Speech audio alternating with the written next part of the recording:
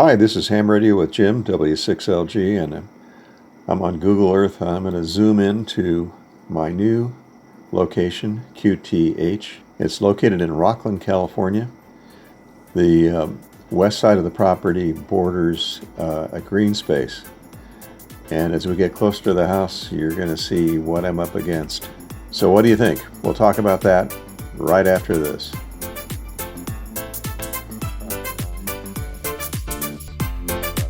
CQ calling, CQ low, CQ. Whiskey 6 Lima, Golf. Whiskey 6 Lima, Golf. Okay, so here's a new property. It's located at the beginning of a cul-de-sac. The rear property line is an embankment down, or the rear of the property is an embankment down to a drainage ditch and then up to a shopping center on the other side. I drew in Photoshop a diagram of the property and have superimposed it over the satellite photo. The rear property line is about 80 feet wide, so from the right and left sides there's about 80 feet. From the rear of the property, from the rear of the house to the rear property line is about 15 feet. So the area I have to work in is about 15 by 80. On each side, the property lines are about 100 feet long. At the front, at the beginning of that cul-de-sac, it's about 60 feet wide.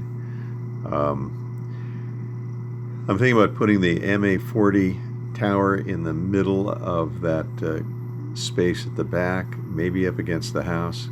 That would give me a maximum turning radius of about 15 feet. I think if I went over the fence line with an antenna, I don't know if the city would care. It's not an area that's easily gotten to. There is a walking path, but it's on the other side of the drainage ditch. A possible antenna in that situation would be a hex beam. Fairly small turning radius. They cover lots of bands. You probably know that. It can be 20 to 6 meters. They have a little bit of gain, a couple 3 dB, and some front to back.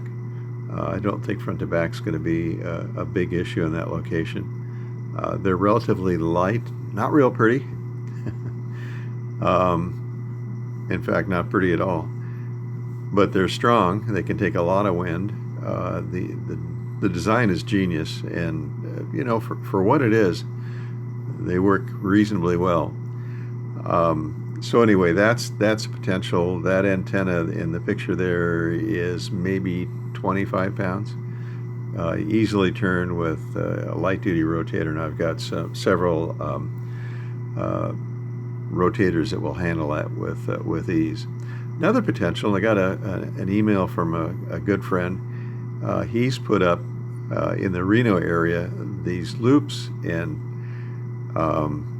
he's got 2 loops connected together. It's kind of a complicated system. I've built some loops in the past, not like this, not as good as this. They work, and they can work well. I worked a guy in Mozambique. His antenna was a loop, and that was on 20 meters short path in the afternoon. I'm going to blur the background just a bit so we can get a better idea of what the loop looks like. Not easily seen. In the middle, down towards the bottom, is a vacuum variable that rests up against the support mast. Vacuum variable is used, according to Jim, because the resistance of an air variable could be an issue. The impedance of this antenna, I believe, is incredibly low. A little bit of resistance here or there can eat up a lot of signal. So care is given as to how they're constructed. Hence the copper tape that's wrapped around that unusual kind of PVC pipe that can be formed into a circle. So that's a possibility. They're very high Q, very small. Somebody looking at it really wouldn't know what it was or what it does. Good for probably 100 watts. And the performance would be interesting to try one of those and see how it compares. In the middle of that antenna is a vacuum variable like the one in this picture. In fact, that's the one I have, which is a Russian one. from, I think it's 50 to 500 picofarads. Anyway, I've got a ton of tubing.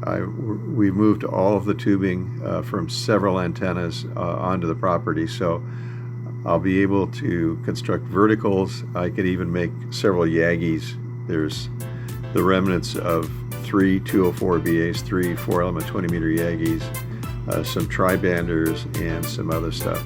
All right, that's it for now. Thanks for watching. If you have not subscribed, please do so. If you have a question, post it below. If you have an idea for an antenna that's worked well for you in a tight end and somewhat restricted antenna space, let me know and let the others know too. For now, this is Jim, 73. Thanks for watching. See you the next time. Bye-bye.